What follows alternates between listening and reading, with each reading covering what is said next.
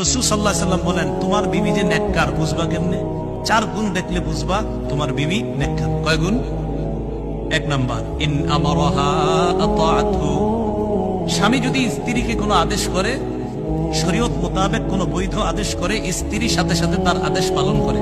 আবার বলছি আমি, শরীয়ত মোতাবেক বৈধ আদেশ। আপনি বললেন ইউটিউবে নাটকটা ছাড়ো, এটা কি বৈধ? এটা বৈধ শরীয়ত মোতাবেক হুকুম, এটা যদি পালন করে 1 নম্বর।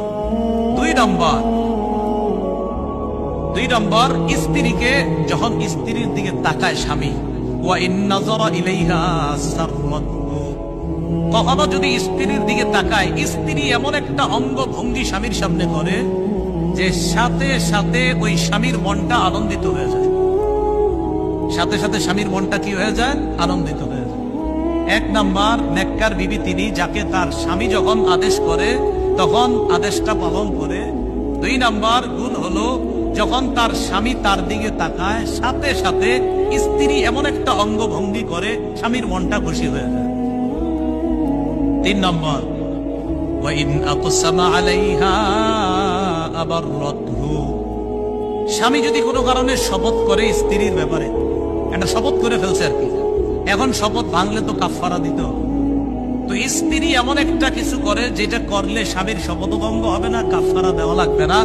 স্ত্রী ওই স্বামীকে শপথ থেকে, এই কাফফারা থেকে উদ্ধারের ব্যবস্থা করে দেয়।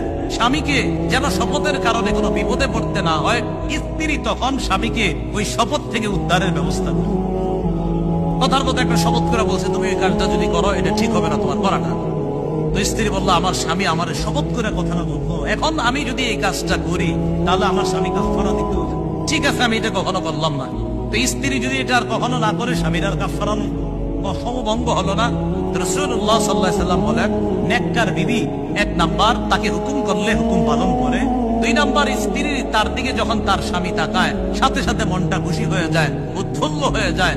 3 নাম্বার, যখন কোনো কসম করে এই কসম থেকে উদ্ধারের ব্যবস্থা করে দেয়।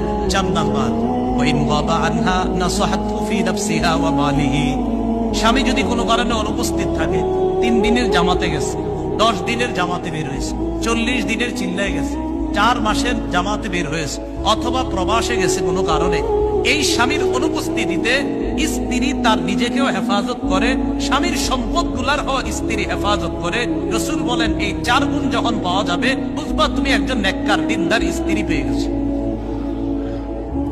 আল্লাহ আমাদেরকে যে কথাগুলা বললাম বুঝার তৌফিক দান করেন।